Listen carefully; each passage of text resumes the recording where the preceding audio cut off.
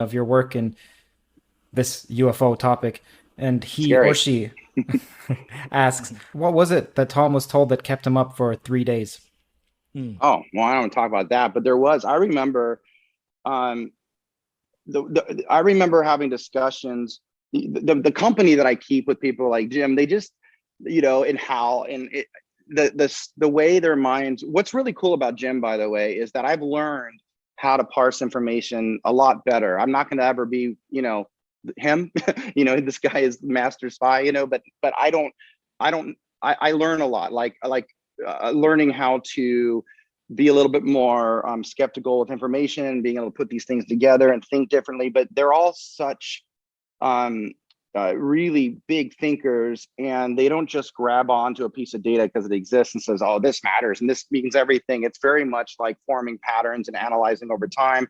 So I remember like hanging out with all these guys in the beginning, and one of the bigger things was just about me understanding the stakes of this, because you come into this as a, and this kind of answers your question about like what keeps me up at night, or what kept me up when I was discussing things, was not understanding the stakes, not really coming to grips with this being real. Like, it's one thing when you see a video or you read it in a book, and you're like, oh, whoa, this is all, but you don't know if the video is real. That's why it was so important with the ones we brought out, had chain of title all the way back to the DoD. So we knew those were real. It wasn't just like it was on YouTube and leaked.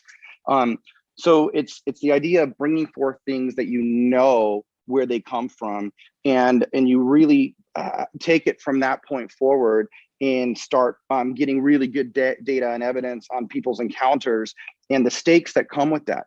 And that when I've talked about this as a threat, that's just my words, right? I mean, I would never know the way the Right. government treats that. That's not my zone, obviously. But Mhm. for me and my own personal research, if something's been here for a long period of time and it really is showing up in people's bedrooms or in front of an F-18 or on a petroglyph wall or in an ancient text down in the archives of the Vatican or whatever it might be, it's obviously doing something. And it's Mhm. obviously having an influence. And it might only be an influence on where we end up as mankind, or it might be an influence to keep us suppressed in a weird way to where they can take advantage of something, who knows. But it's here for a reason, and it's not really being forward about its intent. But we do know that we've been dealing with it for a long period of time. And so when you start coming to like the way they think and the stakes involved and the reality of it, and I start hearing about these encounters from the people that were there, um, I remember, in regards to the question you asked, I was out in Colorado Springs and I had a meeting with a couple of generals, and we were just shooting the shit about all this stuff. Um, and something was discussed that, it wasn't some big classified thing. It was more like things that people are having happen to them or witnessing, and it's an issue. And I remember waking up in the middle of the night, just I was like, you start to look around you and not really trust your environment. It's like, whoa, like, really? Like, this is real. Like, my mom is really religious. Like, she's like a born again Christian and hardcore fanatic, religious woman. And I grew up in a household where my dad wasn't. So that was part of like the big butting of the heads. And it Mm. was a broken home. But I remember thinking at that time frame, when I was talking about some of these things that I just want to discuss, where I couldn't sleep very well, I was like, if my mom really believed that Jesus is real and would show up in her room and float towards her with a crown of thorns, I mean, she would freak. She would Right. have a heart attack. That would Right. scare her, even though she bases her whole life on it, like who she Mhm. hangs out with, where she goes on weekends and weeknights, who she might date or marry again. Every call she calls me, she's praying. But she believes this viscerally. But if she Mhm. saw something like that, it's a different deal once it's like really real. It's not just reading it in a book and believing in it. And that's kind of what I came to with the whole UFO thing. It wasn't just like believing it. It was like, oh my God, this is real. This is like Mm. real. Not just that we're talking about it and we saw it on the news or we saw it on YouTube. It's like when you're alone in your bedroom in the middle of the night, you got to look around and go, who knows what can happen? And that's kind of where I've landed over the past few years, is just Yeah. like going, anything is possible.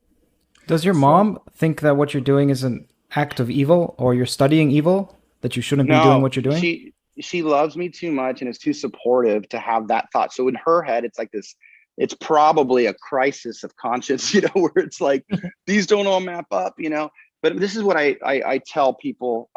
And I really believe this. I'm not speaking for Jim or the company. This is just my own personal thing.